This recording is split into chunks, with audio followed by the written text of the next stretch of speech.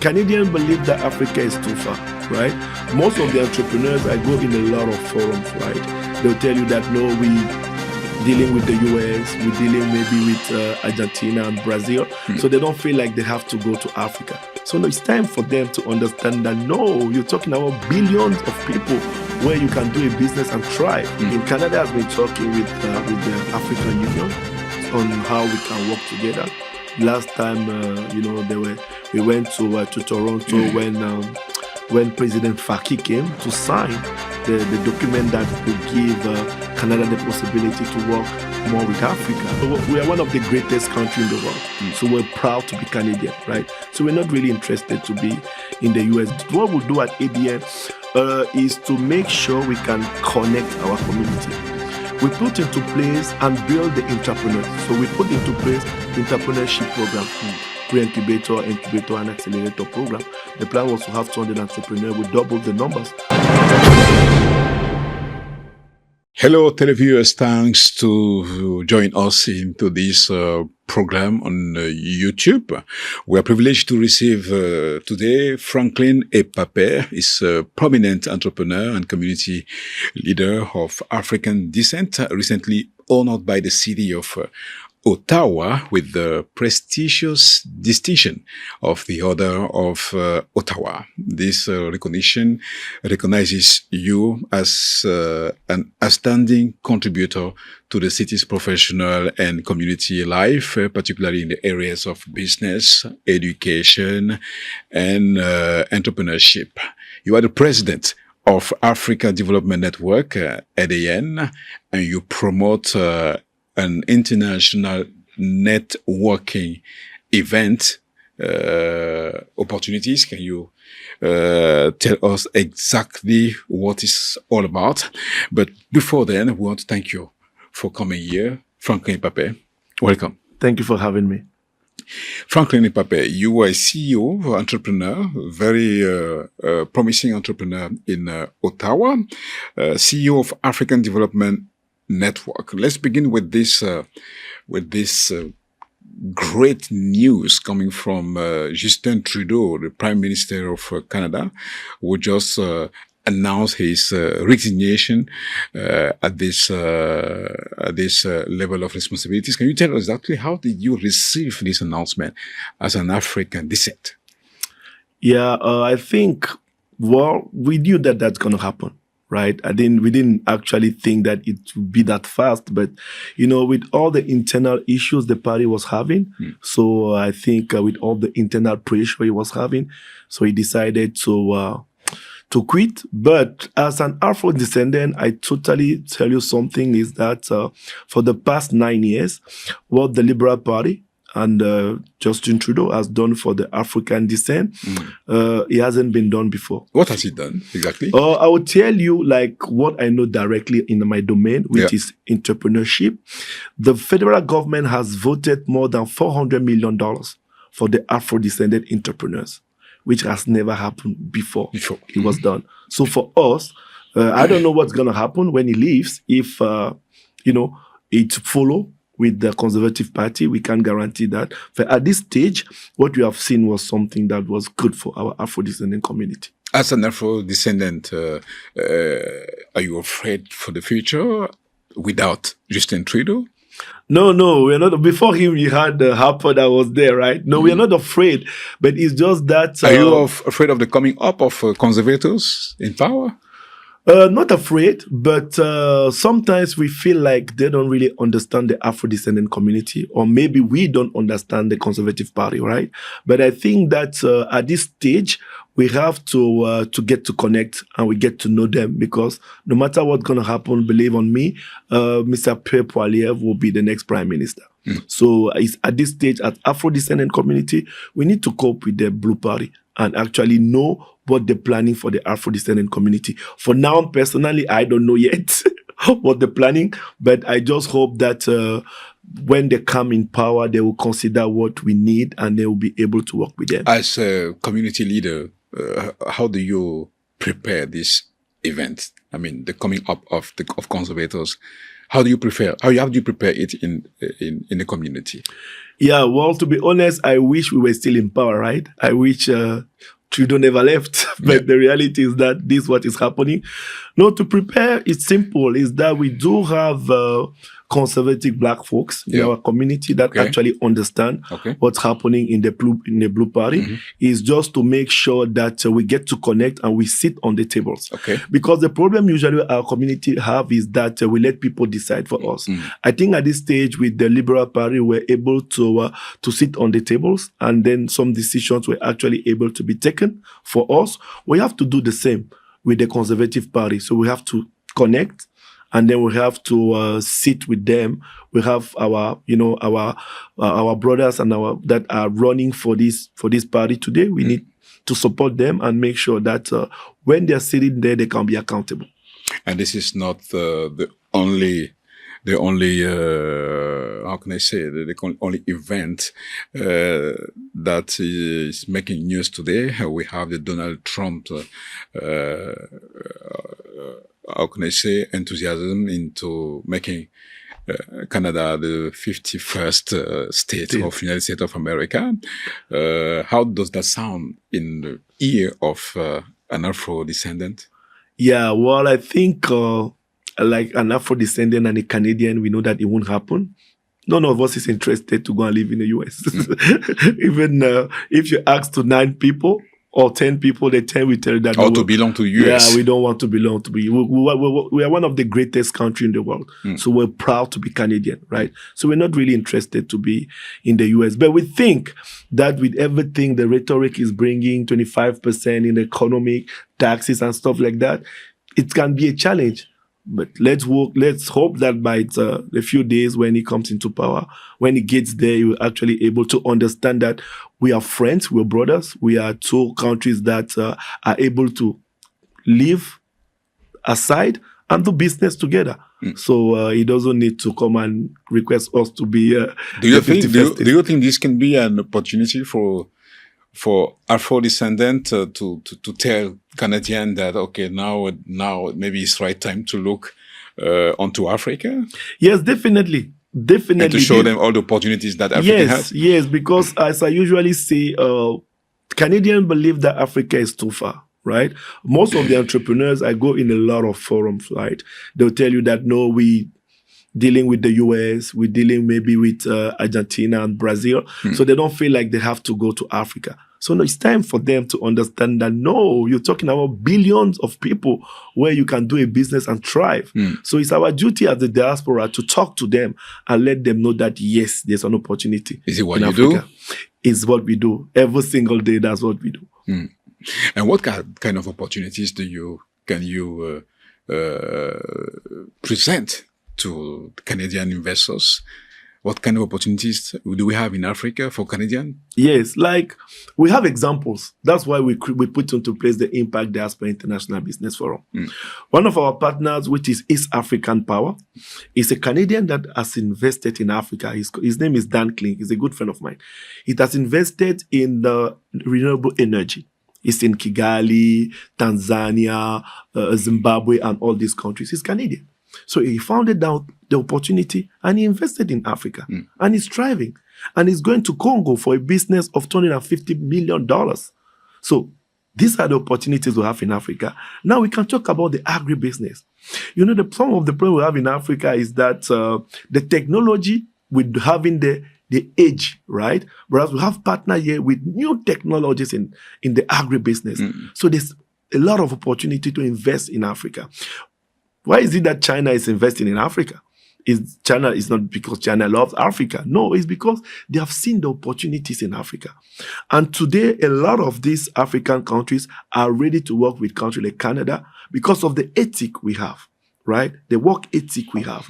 Today, we don't go and invest and take the product and send everything to Canada. No, we invest and we make sure people working for us are actually comfortable. So there's a lot of opportunity in Africa right now. It's the place to be. And the place to be, do you think the African states are very well aware of these opportunities that they can have with Canada? Now, they have been talking, right? They have been talking. Canada has been talking with the African Union on how we can work together. Last time, we went to Toronto when President Faki came to sign the document that will give Canada the possibility to work more with Africa. So I think that, yes, it's happening now. It's happening. Canada is getting more aware of the fact that we can do business with Africa. Africa is getting aware to that we can have partnership with Canada. It has been happening for years, but not as what we're saying right now. So what we say is that it's not just mining, because a lot of things happening in Africa where Canada has invested is in mining. No, we can invest in a lot of agribusiness, technology. AI is coming today, right? There's a lot to do between these two countries. Now, guess what? You have a huge diaspora, right?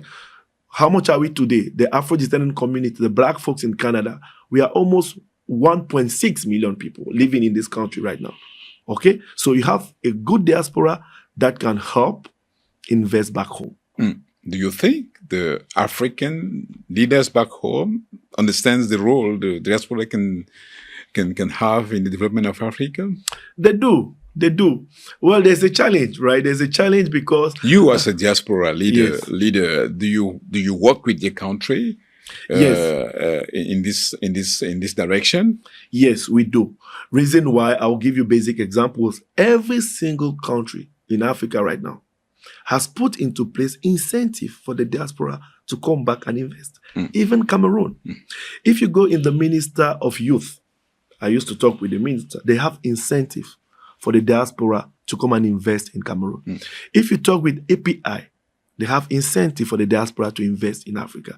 In the you mean IPA? IPA. Investment Promotion Agency, yes, Cameroon? Yes, where I can say the director, Mr. Boma, is a good friend of mine. Mr. Boma Donastus? Yes, doing amazing stuff right now. That guy is working a lot, right? Hard working, yeah. Yes. So if you talk about the Minister of External Relations, they have a project with the diaspora, working with the diaspora to facilitate. Is it easy? No, it's not that easy. But we have to start somewhere. If we don't start, we don't know. When I went, it was not that easy. I had some few challenges. We still do have the challenges, but you can thrive doing the business in Africa. But you just need to start. Franklin EPAPE, let's talk about your integration in Canada. You arrived in Canada and you happen to be one of the first afro-descendants to be candidates at a municipal election in the city of Ottawa. Can you tell us exactly what motivates you and how it comes, the desire for a black, to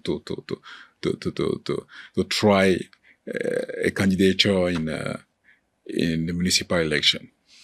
Yes, well, the truth is that as a community leader, you think that you have to bring something different for your community, right?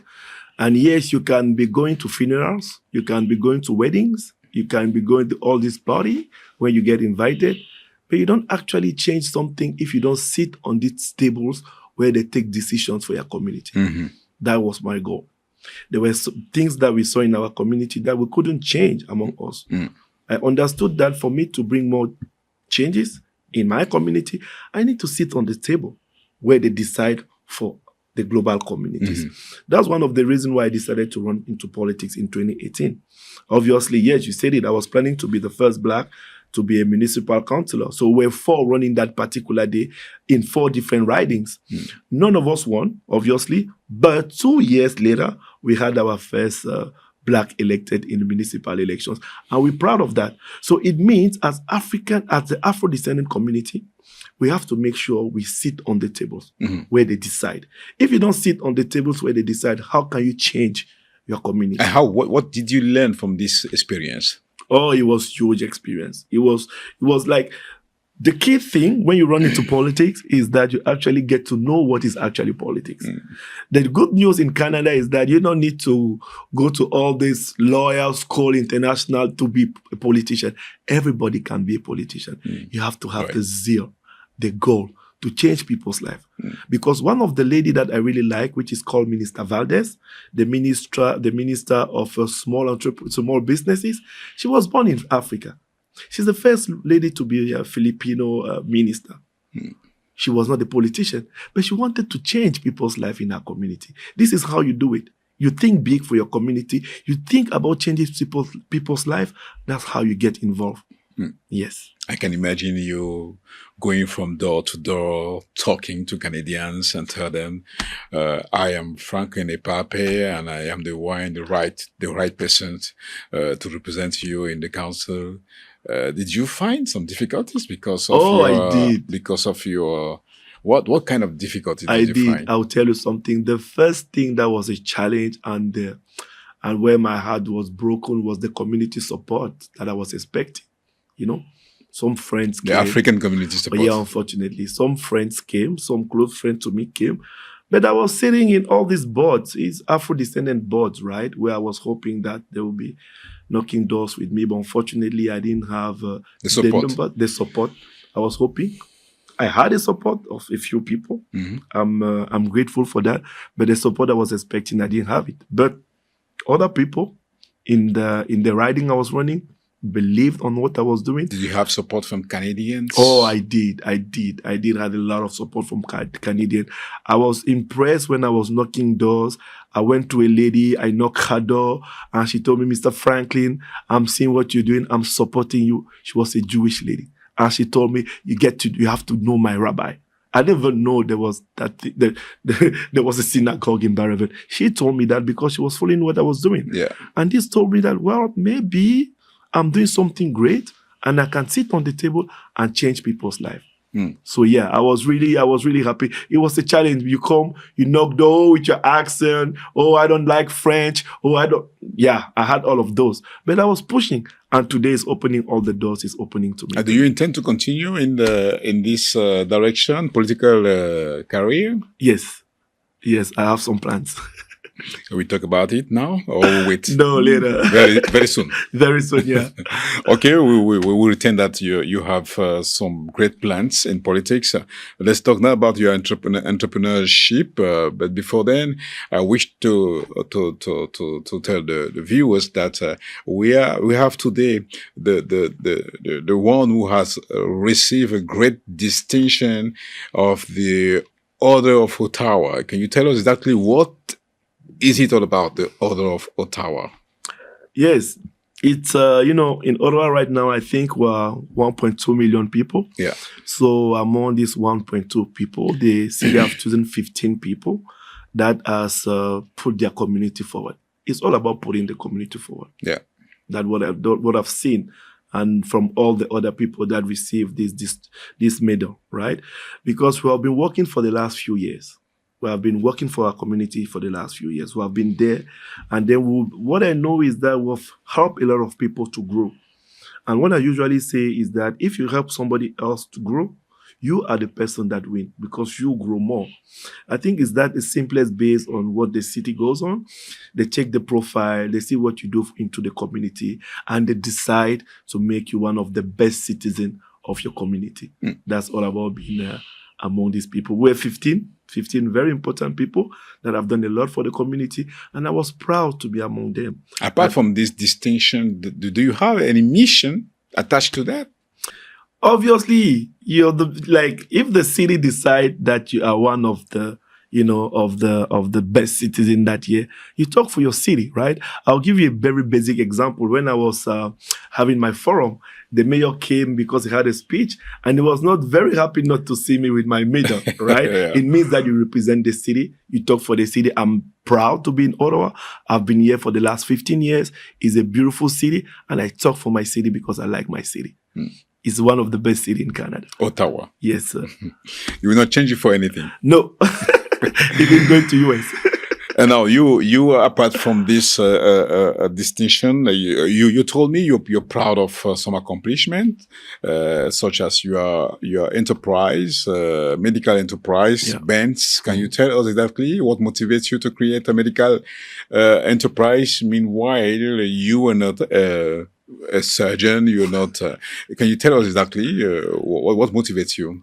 Yes, it came from my dad. I went to Cameroon and then I didn't like the way people were taking care of him. So when I came to Canada, we had two choices: to be a teacher or to go into health, right? And then I decided to go to health. And what we saw was that we were able to change people's life. That's what we still do today. Because I always say that bring a change in somebody that's sick is definitely a grace of God. Because you have a decision on somebody's life. It's not given to everyone. So from that, we decided to open Benz with two friends in 2015. And I reopened the Benz in 2017. The very few years we didn't have any client. It was challenging us, every single business. But when COVID came and after COVID, we saw that we were able to help people in the community. So I have nurses, PSWs, sitters that work with me in this domain, and we're actually able to thrive in this business. So we took the same business, we brought it in Africa. We went to Cameroon, like the first place. There is actually, we are actually thriving more because we have doctors, we have partners that are working with us, we have ambulances that we brought, and this help us change people's life every single day. And what I'm very proud of is the campaigns we do every single year. We did a campaign when I was in Cameroon. We had 2,000 people coming. We were able to bring cardiologists, dentists, rheumatologists, to people that are not able to pay when they need this support. We brought it to them, and it was wonderful. Dentists were helping people with their teeth. People were having glasses, and we did a wonderful job with that. So these are stuff that make me really proud. We are just trying to give back to the community. And you are you are also proud of ADN. Yes. ADN is the Africa Development Network. Yes. What do you do exactly in this company, in this enterprise? Yes, as you hear the name is Africa Development Network, right? It was an idea of a friend of mine called Andre Gallo Azambo. He thought about this. I usually say, people say, Franklin, you're ADN. I'm just like, no. Andre thought about ADN. He brought it to me. And then I decided to bring ADN to another level. So what we do at ADN is to make sure we can connect our community. We put into place and build the entrepreneurs. So we put into place entrepreneurship programs, pre-incubator, incubator, and accelerator program. The plan was to have 200 entrepreneurs. We doubled the numbers. Today, we are proud to see all the afro-descendant entrepreneurs that came and worked with ADN.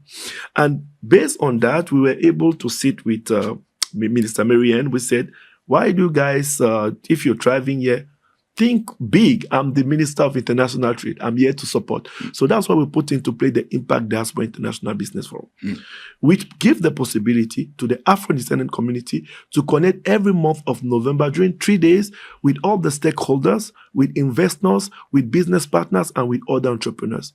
And that's been working for the last 3 years. So we're really proud of what we're doing as ADN today. And can you talk about tell us the real objectives of the International Impact Diaspora Forum? Thank you for that question. I like it. I like it because I usually say as a diaspora, we can play a role. I've been here for the last 15 years. I've built the business. I take this same business, I brought in Africa, and I'm having people working for me in Africa. So I'm changing life. I'm changing the country that I was born, which is Cameroon. Imagine you have 4, 5, 6, 7, 10, 15, 20, 30 Franklin EPAPE doing the same stuff I'm doing on a smaller scale. We're bringing a change. We're bringing a different mindset. Because the countries, the states, they have this accord, this partnership and stuff, but sometimes it's heavy. We, like the diaspora, it's easy for us to move between these two countries and implement what you have learned from country one and bring it to country B and both sides, right? So that's what is supposed to be the role of the diaspora. We can bring a change in every single thing we're doing in both countries. This is why with Africa Development Network, we're making sure that every month of November, we do this forum and we put the diaspora on the stage, on the world stage, where they can talk with the stakeholders, with partners, with investors, to make sure we can help the African country thrive and help the Canadian country as well to connect with Africa. Yes. And that connection, do you have it with your country, Cameroon? Yes, I do have it. That's why I'm in Cameroon every 90 days. Yes, it cost me money, like people say, but it's because I have a vision. I have a vision that Africa, they usually say Africa is the future. Africa is not the future. Africa is now. It's the present. It's the present. Let's go back home. Let's invest back home. People complain that, well, people are going to Canada every single time, but they're looking for better opportunities. If we help create better opportunities, believe me, you have less people be interested to come in the cold in Canada. Believe me on that one. Now, as you are interested in what is going on in Cameroon nowadays, there is a great debate around the candidature of the President of the Republic, Paul Biya, for the next election. You know, he has been there for 42 years now, and he's more than 90 years old. Can you tell us exactly how do you perceive this electoral year in Cameroon? Well, obviously, after 42 years, you think people will be needing for change, right? Trudeau was there for 9 years, and then he decided to quit. I think at this time, Cameroonian, they need a change. Now, what they usually tell me is that we need a change, but we need a change with who? According to them, not according to me. So at this stage, what I usually say is that if you need a change, it means you have to go and put your name there and cast your ballot. You know, you have to go there and vote. You have to participate into the election. You have to get involved. If you guys don't do that, those that are still believing that he's supposed to be the president, they'll vote for him and it's going to be the president for the next 7 years. So if you need a change, work for the change. If not, you're still going to have the same person. Now, is Mr. Biya doing the worst work ever? I don't think so, personally. I don't think so. I go in Africa every single day, and then he's not the best. But he's not the worst. He's not the worst. I like that part. He's not the best, but he's not the worst. That is according to you. I'm trying to... That's according to me. Yeah. You know, people will be telling me that, well, it's because you go to Cameroon every day, things are getting worse. They are not that bad, to be honest. But can we improve? Definitely, we can improve. And do we need to improve? We need to improve. We need to improve. Can it be done by the people that are there right now? I don't know. But can we have improvement? Yes, we can definitely improve. We saw examples, right? I'm going to Rwanda tonight. After this beautiful interview I'm having, and thank you for receiving me again. You're welcome. There's a lot of changes in that country. So it means that in Africa countries, if we decide, we can bring some changes. Now we're going to end this interview. We are preparing an event, a great event in the Mégantic region in Quebec, in the region of Estrie. It's going to be the Réseau Gala Canada Afrique. This is the French acronym of the event on the 7th of February 2025. You were invited to be there, and you accepted you confirmed your presence to that program. But can you tell us exactly what motivates you to partake to a program like this one, like Réseau Gala Canada Afrique in Lac Mégantic? I'm very interested because I've never been in Lac Mégantic before. Right? You want to discover? Yes, I want to discover Lac Mégantic. And it talks to me a lot because some of us have always done events in Ottawa, Toronto, and Montreal. Whereas you have other places where they're actually hoping to have connection and network with the afro-descendant that we are. Guess what? We don't go there. Reason why I'm highly interested, and I'll be present and Lac Mégantic. And don't forget, the good news is that it's not a random event. You know, It's not a random event. It's a huge event with the politicians there that are supposed to be present, with the mayor. With the collaboration of the MRC of Granite. Yes. Yeah. And or the municipalities of that region are also waiting. Yes. To meet with African leaders, the community. And it's an event that we put this together. Yeah. Afro-descendant and Canadians. So to say, and then what do you think an Afro-descendant leader like you can gain from this kind of experience? That's why I'm going there, because I think there's something to gain there.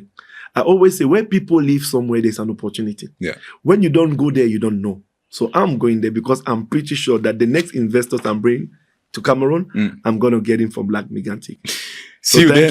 See you then there. in Lac Mégantic. That will be on the 7th of February 2025. And you're all invited to be there with the African community and the Canadian community for this great networking event in Lac Mégantic. Now, we have to leave. Thank you very much for coming, Franklin EPAPE.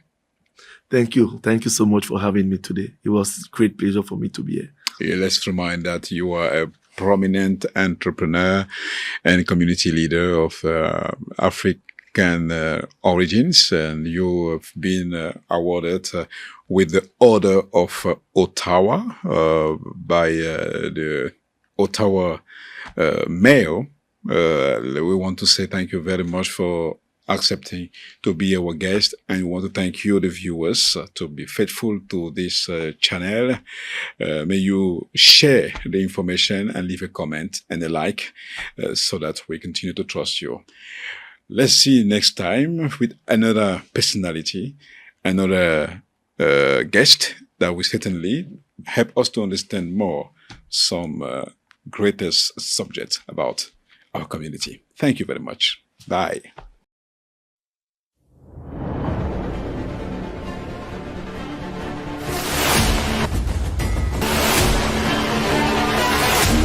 Éco Télévision, la tribune des territoires.